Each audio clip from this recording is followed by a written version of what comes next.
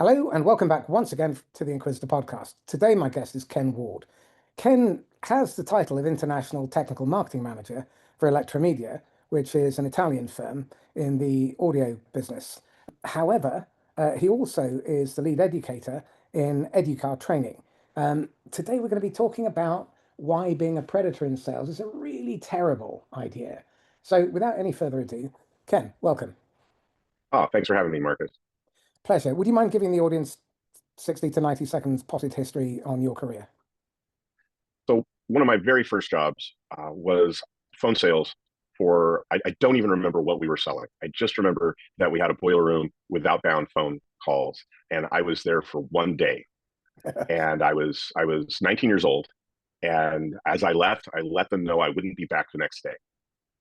And they said, "But you're one of our best." And I said, "That's why I'm not going to be back." Um, I said, "I've done the math. I've looked at the room. There's no way to win here. The math doesn't work." And my father really agreed with this. I was living at home at the time, and he said his feeling about sales was that once you sold something, you wanted to avoid the customer at all costs because you might have to deal with their unhappiness.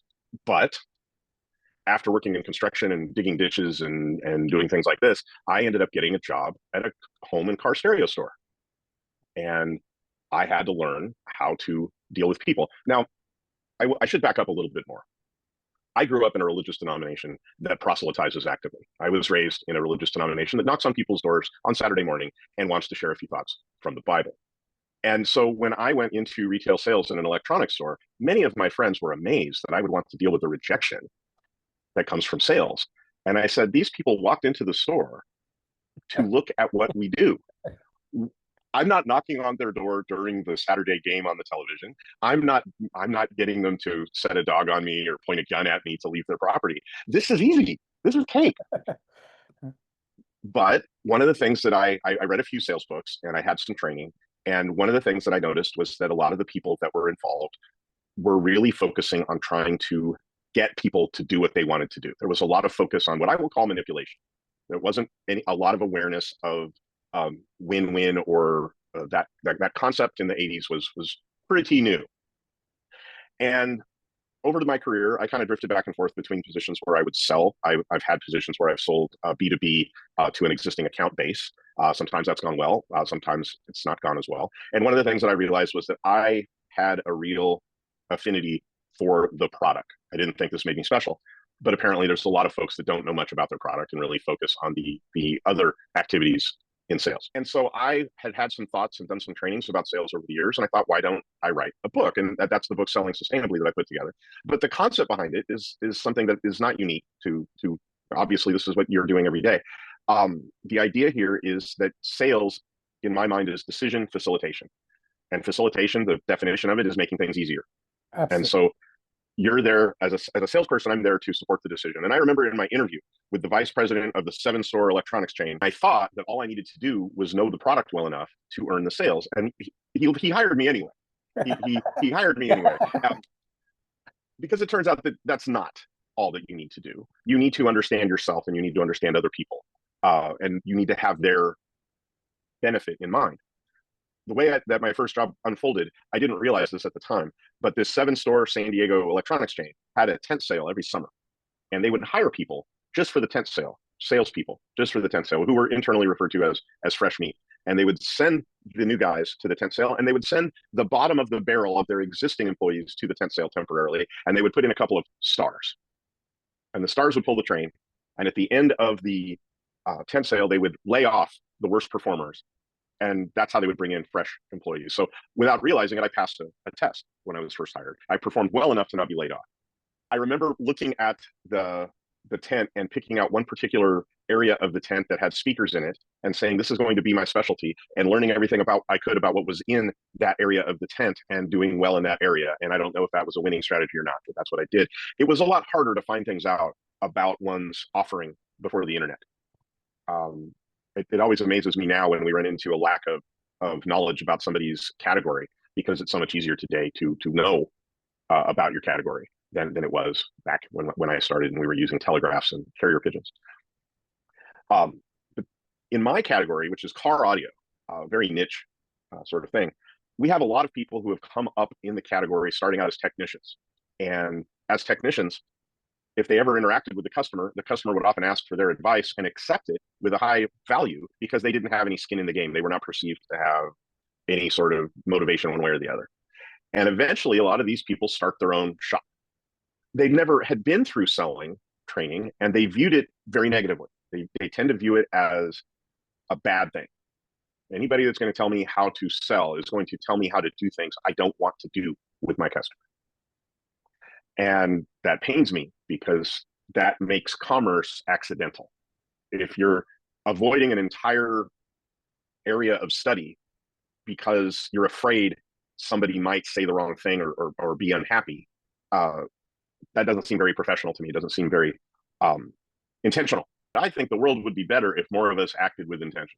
I think that if more of us were clear about what our goals were with ourselves, that the world would be a better place. You wrote Selling Sustainably, and I note on page 34, you suggest that psychopaths and sociopaths stop reading. I did have a acquaintance of mine who owns a shop who bought this book for one of his employees and gave it to him to read. And he texted me and said he came back and said he stopped reading after he got to page 34. And I said, I don't know, you should watch that guy. The first part of the book, I read somewhere that when I was learning about how I might want to write the book, different ways to structure it, and I decided to break it into 3 parts. And the first part is about the rules. And the rules, the 4 rules, have 2 fundamental reasons for existing. And the first one is to actually give the reader permission to read the rest of the book.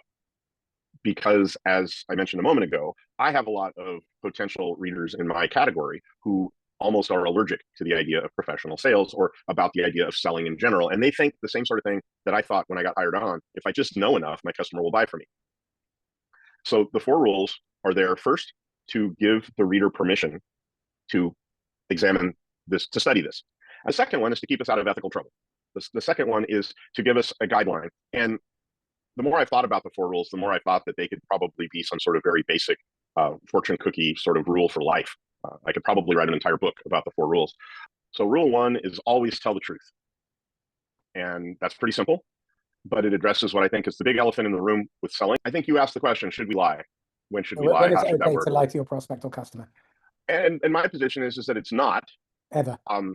And that's pretty simple. And for the people that actually are avoiding sales because of their ethical concerns, that should dispel some doubts.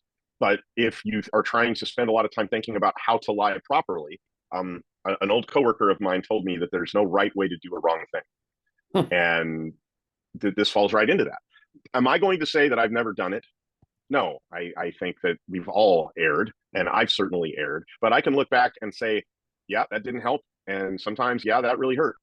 In retrospect, I don't see any time that it was the right time to do. And when I did, I failed. I failed myself. I failed the customer. And you fail the company as well. Yeah, Yes. that's a lose-lose-lose outcome. And I think we all learn from our mistakes, but generally we lie either out of fear or because we've been told that it's okay and we allow our moral boundaries to be stretched, in which case it's not honesty and integrity are not your values. So that's a challenge because if they're not, then sales is definitely the wrong profession because your customers are depending on you to give them clarity, give them good direction because they don't want to regret the purchase. And in most of the time that I've been a salesperson, I have not been the owner of the business. Most of the time, I have been an employee of another company. So the company owns the inventory, or the company owns the offering. The company owns what I'm selling. The only thing that I actually have to include is my integrity and the value that I create. And if I'm violating that, I'm actually taking value away because I'm not selling my stuff most of the time. I'm only selling me and what I bring to the party, if that makes sense. Yeah. Well, I think where most salespeople get it wrong is they think the transaction is where the sale happens. But in my mind, what we're really trying to do is attract customers for life. Even if you're selling a commodity, odds are they're going to want more of it. And if you've mistreated them, then why should they come back? It doesn't stand to any reason for us to go out and constantly have to keep hunting for new business, which is why most sales organizations are spending their time trying to backfill a hole they created, and they're tripping up over what came before. it's a really well understood rule of business that it's a lot less costly to retain repeat customers than it is to find new customers over and over and over. And a I spoke a couple of years ago at a conference for retailers, and generally I speak to a lot of technical people, but in this case, I had a number of non-technical people in the audience. And when I did my keynote, I had a lot of people looking at me as if I had two heads. And then the next day, I spoke in these little breakout sessions where the people from the main keynote would come in little groups and we would talk about things. And I decided to change my introduction. And what I said when they came in, because they were all good business people, they were not all technical. And so I explained that we know it's less costly to retain a customer. We know that we want to have customers for life. You have other breakout rooms in this seminar right now dealing with remarketing to your existing customer base. So we are going to talk about a customer retention program for the next 60 minutes called Making the Car Sound Really Fucking Good. And a friend of mine who put on the seminar came over to me and said, "Why didn't you lead with that yesterday?" And I said, "Because I didn't think of it yesterday. I thought of it last night when I was wondering what to do to try to salvage this." And that's how I look at it. If I've become a subject matter expert, it's because I want to keep those customers for life. So that's rule one, is to always tell the truth. There is a bit in there about also telling the truth to ourselves, because generally we don't start lying to other people. We generally start lying to ourselves. I think the danger of lying is, first of all, you have to remember a lot. The second thing is, whilst people may forgive you, they're very unlikely to forget. And that harms your repeat, your expansion, your renewal, your referrals. And if you want an easy life in sales, overcome the short-term fear that you're going to lose the sale, which you cannot do. You can't lose what you never had. Simple as that. So it's not your sale. And this comes from a complete misunderstanding of where the priorities are. The best salespeople I know put the customer's desired and intended outcome and best interests above any sale, and they protect the relationship, even if it means that the customer doesn't buy or buys from a competitor. And in fact, the best ones will willingly hand deliver them to a competitor if what they have is a better solution. And I have an anecdote about that. For 10 years, I owned a car audio shop in Portland, Oregon. On Thursday, the phone would ring, and the person calling would say, "I'm calling around to get prices on putting a radio in my car." And I would respond like this. I'd say, "We are happy to help if we can. We're a bit of an unusual car audio shop, and I want to explain that up front. First of all, if you're calling around on price, we're probably going to win because we have the highest hourly rate in town. And And secondly, if you're working on a tight time frame, we might not be your best resource because we are currently booked out 3.5 weeks. And 80% of the time, maybe more, the response would be, "Oh, I'm looking to get a radio in my car so I can go to the beach this weekend," which is about 2 hours away. "Okay, I'm sorry that we wouldn't be able to help on that time frame, but if you like, I can give you a phone number for one of those places that has installers standing by." And they'd say, "Great." And I'd tell them 503-653-0800, which is the number for the local Stereo King that the owner, I know the owner. And when he found out I'd been sending him leads for 3 years, he was very pleased. But 20% of the time, someone would say, "Wait a minute, if you have the highest hourly rate in town, how are you booked out 3.5 weeks?" And I'd say, "Well, that's a great question." And I would explain what we did and what our goals were and what kind of projects we usually ended up doing. And sometimes I would hear, "Well, this car is my mother-in-law's and we're going to sell it, but I have a Mercedes C-Class and I would like to come in and talk to you about doing audio." And that one thing was consistent. Everybody was very happy with me at the end of the conversation. "Thank you very much. This has been great. I'm glad I called. I'm going to call these guys right now. Thank you for," and I can't tell you how often the last thing was, "Thank you for being honest with me." A lot of people in my industry can't believe that I turned away all that work, but we weren't set up to do that kind of work. We weren't set up to be available for it. It would be a really long square peg round hole kind of process where they weren't going to get what they wanted on their time frame, and they probably were not our target customer. So everybody, that was a win-win to me as the owner of the operation. Well, to build on that, I think one of the most important things that we can do is identify who our ideal customer is, but then we need to look at two other variants. One is the non-ideal customer. So these are people who should never buy from you. And then there is the anti-ICP, the anti-ideal customer profile. And these are people who could buy but won't. And for some reason, they will drag on the process, they'll stay in for a long time, they'll suck you dry, and they will be unhappy eventually. And we need to be very clear that most of the market, most of the total addressable market, is not your ideal customer profile. In my case, it's maybe 3% of my total addressable market. My serviceable, obtainable market consists of a very specific group of people. They're typically founders in the 5 to 20 million mark. They're not looking for a quick fix. What they're looking for is sustainable business. They're looking to scale, but not by sacrificing their values and not by burning their people out.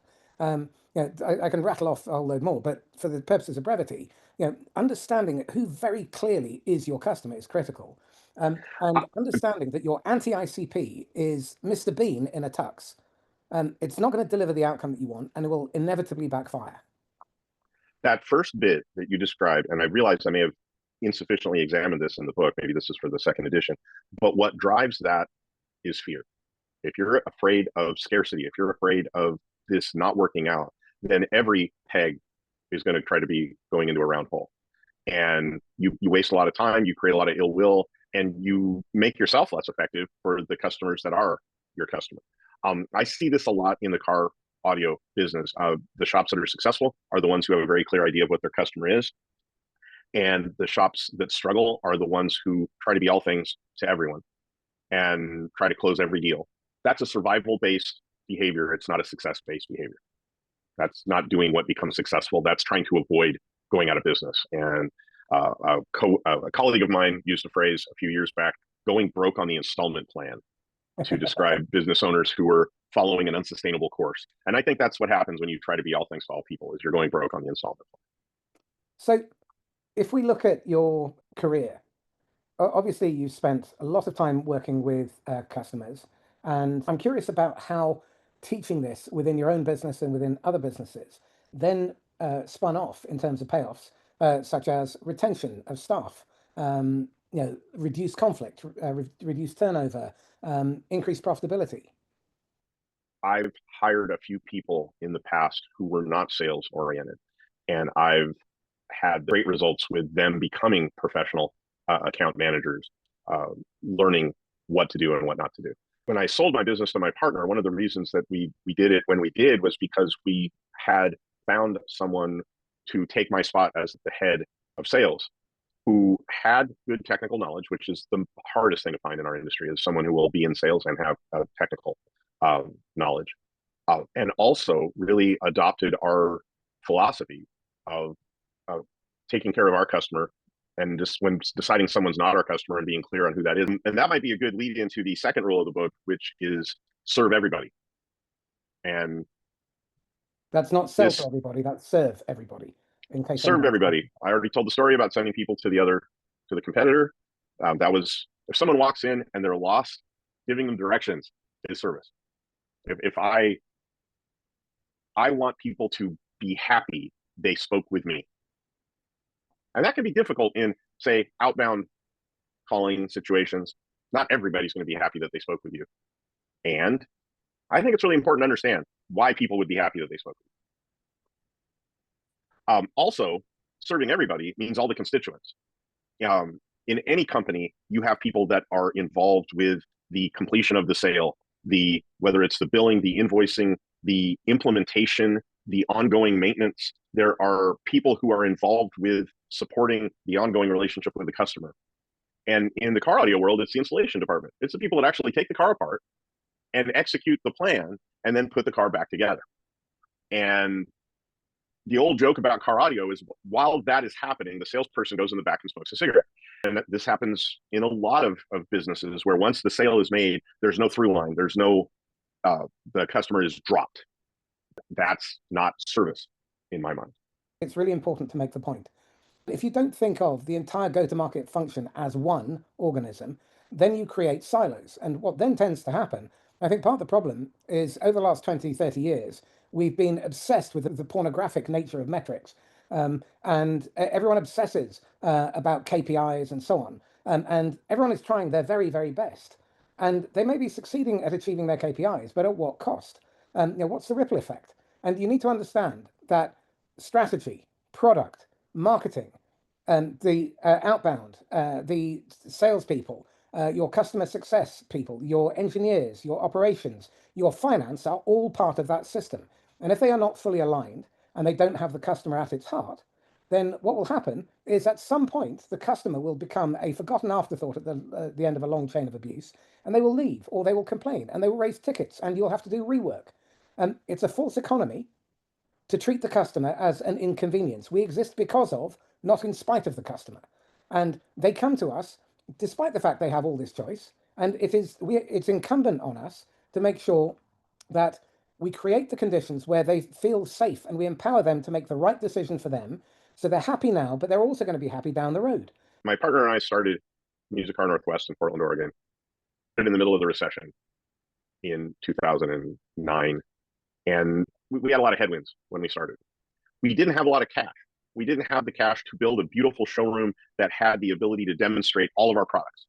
And we thought, how are we going to do this if we can't demonstrate the product? So that's kind of an old expectation in our industry. You have to have a demo room. And so what I decided to do was something called the Music Car Performance Guarantee. I believe it's still in place there. And the Music Car Performance Guarantee says that if you buy a Music Car certified sound system, you have 30 days to make sure you love it. And if it's not what you love, at your option, you can either return it and get a complete refund, including all installation fees and no holdbacks at all. You'll get your credit card fees back. There won't be a restocking fee. You will get your installation refunded. You will not be out anything but your time. Or if there's something you don't like about it that you would like to change, you have 30 days to let us know and we will work with you and we will change what you have to make you happy. It's your choice. And we said, if this doesn't work, we'll find a way to build a showroom. And here we are 16 years later, and there's still no showroom. Because when it came to safety, the whole purpose of policies like this is to give people confidence that if they make a mistake, it won't be catastrophic. You take away their risk. Yeah, it's a risk amelioration approach. And this was very effective with people to say, okay, even if I might make a mistake in what I select, these guys will be there for me. They will take care of it. And I was a member at the time of a group of owners around the country who had shops. And someone asked, what kind of policy do you have for refunds? And a lot of people shared their policies, which were very black and white and combative and not friendly at all. And I shared this one. There was a whole lot of surprise that I would have a policy like this. And I said, well, two things. First of all, I don't want anybody out there driving around saying they're sorry they bought something from us. If I end up not making any money off the deal, but someone at least is not actively unhappy, that's better for me as a business owner. But secondly, what's a Music Car certified sound system? And the other owner said, well, we don't know. I said, it's whatever the hell I say it is. If a customer comes in and wants to do something dumb that we don't want to stand behind, and we need to take the job, we can decide to say, Mr. Customer, if that's what you want to do, we will do that for you. It doesn't fall underneath our Music Car certified umbrella. It's a custom job. And I need you to understand that this is your system design. And if we're going to work with you on it, I need you to understand you're owning that. And that's my out at the beginning if somebody wants something stupid, because sometimes people come in and want something that is different than what I would do. And sometimes what we would say is, we don't want our name on that. If you do that, you're going to be mad at somebody. We don't want it to be us. Well, and I've said that literally to customers. Whoever you pay to do this, you're going to be unhappy with them. And we don't want it to be us. Absolutely. And I think that's perfectly fair. It's one of the big problems, I think, that a lot of salespeople and sales organizations have, which is they tend to avoid the difficult conversation. If you're going to fight, have the fight at the beginning, not at the end. Be absolutely empirically clear and make sure there is zero ambiguity, because the brain's default setting to any form of uncertainty, even 1% uncertainty, is to catastrophize and go to the worst case scenario.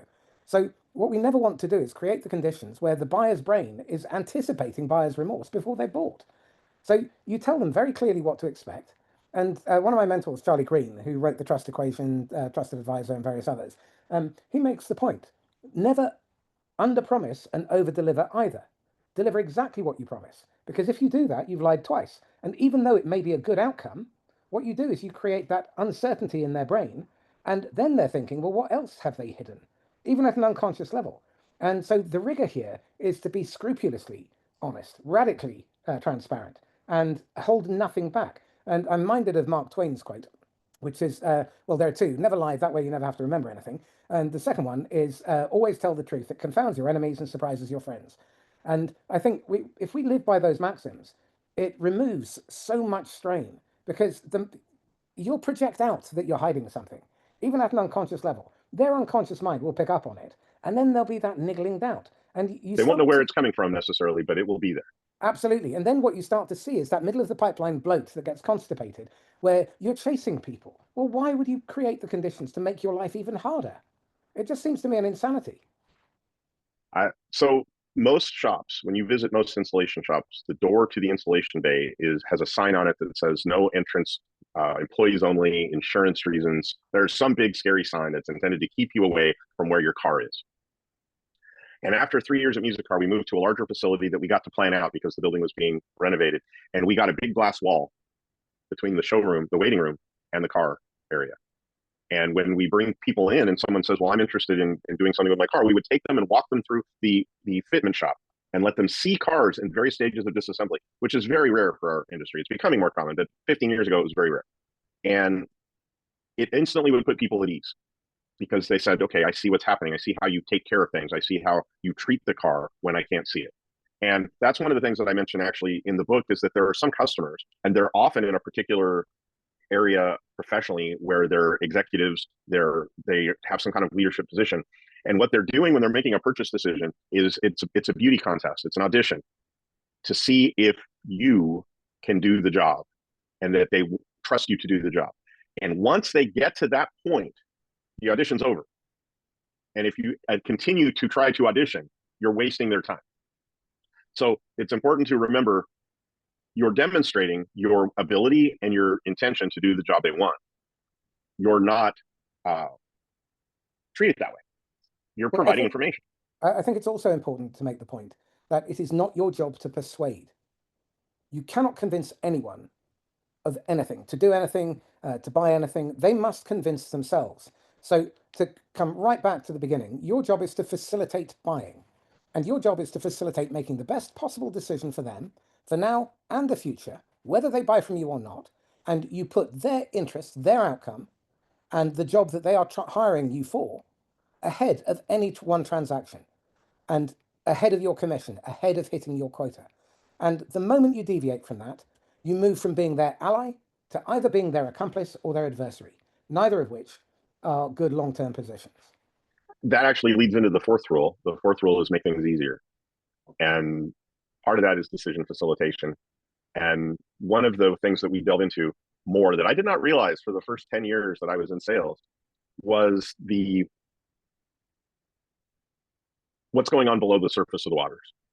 And probably the best example I can give here is for 10 years, I owned this business, and I would get business owners that would come in, and at the very beginning, they might do this. We both act like we own the place, which irritates me because I really do. Yeah. And we talk for a bit, and then they leave, and when the door swings, we both say the same thing. That guy is an asshole. Yeah, it's willy And we're both right. Yeah, you're just willy wade. But nothing got done. Yeah. We're both right. Great, congratulations, we're right, and nothing positive happened. So approaching that situation from a different point of view, which is what do they need? If a buyer has a very commanding sort of persona, if they have a very I call those directors, where they want to snap out orders and that sort of thing. Oftentimes they have a deep rooted concern or fear that if they don't control everything, stuff will go wrong. So they've learned to take a high degree of control because that feels safe to them. And if the first thing that happens when they start interacting with me is I start to try to drive the bus all the time, I'm taking that safety away. Now, why would I want to do that? Why would I want to create that sort of interaction? Oftentimes it's because I don't understand myself. I may have that same concern. I'm maybe trying to control things to put my safety ahead of theirs. And I may not understand that about myself. And once I understand that about myself, ideally, I can let go of that and I can put my customer safety, psychological safety, emotional safety above my own. And that is where value gets created. And this is why buyer safety is critical, but also we need to create seller safety. If your salespeople do not feel psychologically safe to tell the truth, to challenge the customer politely, respectfully, kindly, if your salespeople don't feel safe to encourage the customer to buy elsewhere, then you are creating systemic dysfunction. And I understand why people do it. However, it doesn't justify it. Just because you can doesn't mean you should. And one of the paradoxes that you'll learn over the years through scar tissue and through screwing up is that if you want control, you have to give it up. If you want trust, you have to give it first. If you want other people to be vulnerable, you have to be vulnerable first. And all of these things take enormous amounts of courage until you actually do them. And then life becomes significantly easier and more clear. And when someone is operating, and everybody has uh, defense mechanisms or safety mechanisms, some people are aware of them, most people are not. But remember, it's not about us. Yeah. Okay. They You're generally irrelevant. have perfectly legitimate reasons to be concerned about this. Whether we're talking about childhood events or business experience as an adult, people have plenty of evidence to be concerned about what they're concerned about. And for us to either ignore it or make it about us is silly. They have legitimate concerns. They may not voice them, they may not be aware of them, and they have legitimate concerns. My wife is a certified public accountant. I think it's chartered accountant in the UK. And one of the things that I have learned about this field is that it's kind of like engineering, and that it tends to attract people who place a really high value on precision. It tends to attract people who place a really high value on not making mistakes. And these are the people that you love them. I love my wife. Picking where to go for lunch, however, is not always quick. Okay. Because making a decision, avoiding an error, is a higher value than completion. We'd rather not be wrong than finish. And that makes us late for lunch. The best sale I ever made in my life, the one I was ever proudest of, was not a sale at all. It was an internal presentation to a vice president of finance that would approve a repricing of our most popular unit in a manufacturing setting, which had our market share had eroded year after year after year because we were priced out.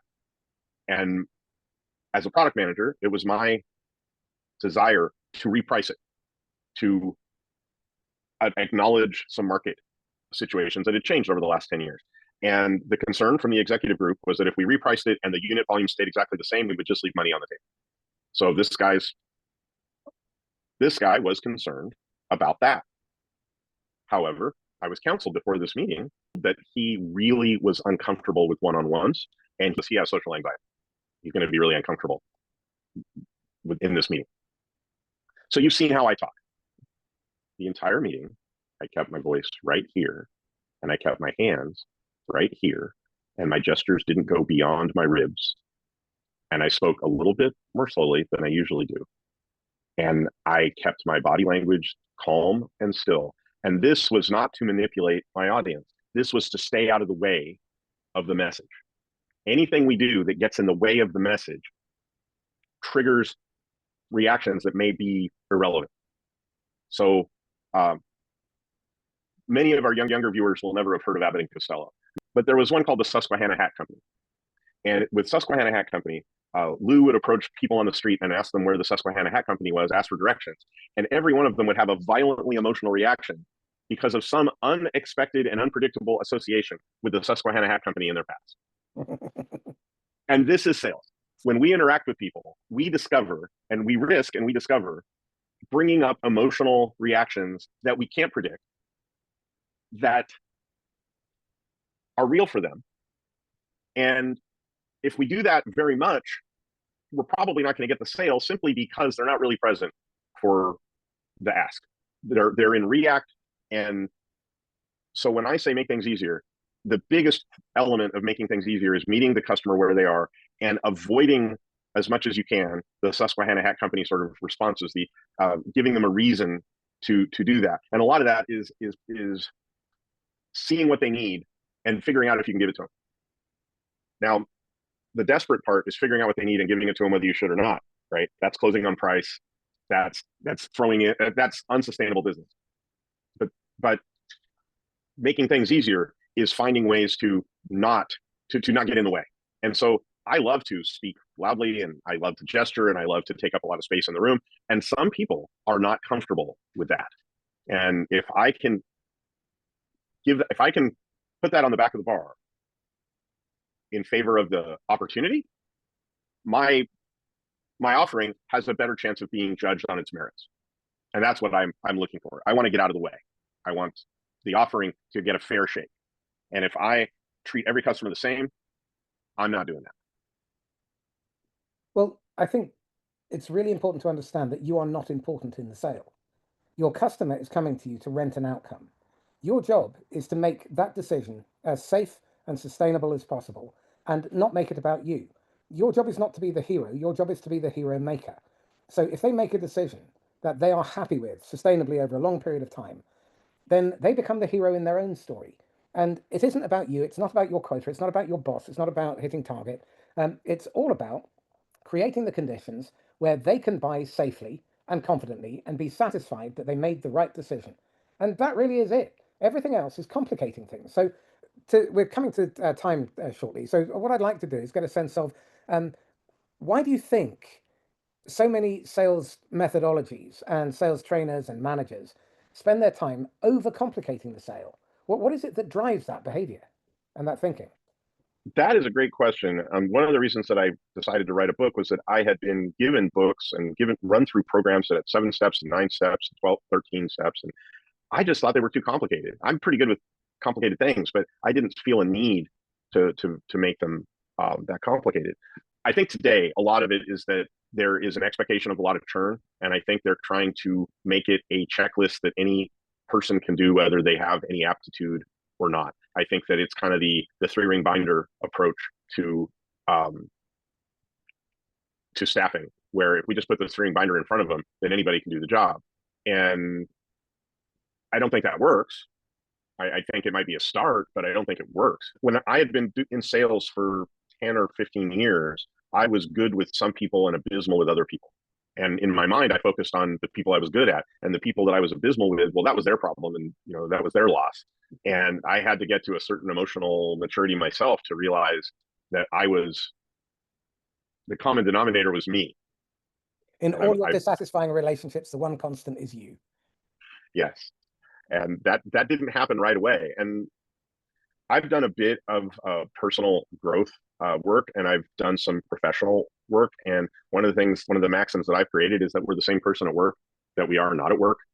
It's really difficult to do professional growth if we haven't sorted things out for ourselves. It's really difficult to become a sophisticated and mature person emotionally if individually our emotions are a wreck. And so that I think that's why there's a lot of questionable methodology. I also have noticed in my field, and I think it happens in a lot of fields, is that there are a lot of people today that want to be experts. A lot of us want to be experts, and some people are better at it than others. I haven't given that a lot of thought though. Okay, so we're coming to time now. So I'd really like to get a sense of what advice would you give your 23-year-old idiot self, who knew everything, was infallible, invincible, immortal, and he would have probably ignored it, but if he'd paid attention, it would have saved him an awful lot of pain along the way.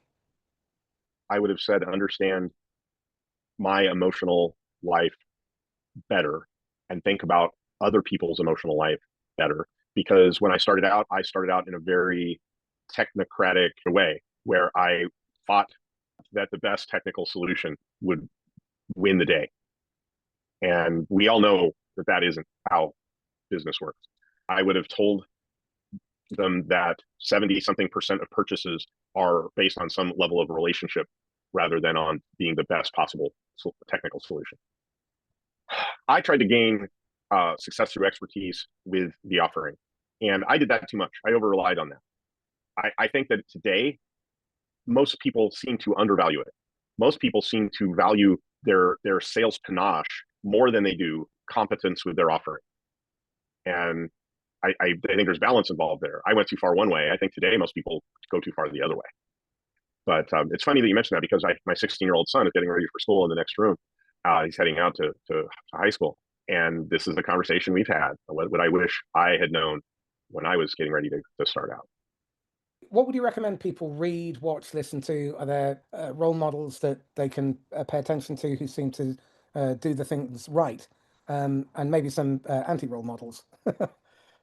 Well, I don't want to give them any more altitude than they already have. I think that if something sounds too simple, it might be. And I'm going to say that the single most valuable thing that I've done in professionally is learn about myself, whether that was through seeing a therapist, or whether it was doing group work, or whether it was taking courses. The single most valuable thing that I've done is understand myself better. And that's actually an exercise that I do in the book, where I ask people who, when you're deciding what decision-making process or mode the customer is using, who's the most important person to understand in the sales transaction? It's not the customer, it's ourselves. Because if we're knee-jerk reacting to them unconsciously, it doesn't matter how much artifice and organization we slather on top of it, our unconscious reactions will get in our way. And you've touched on something really critical, which is self-awareness.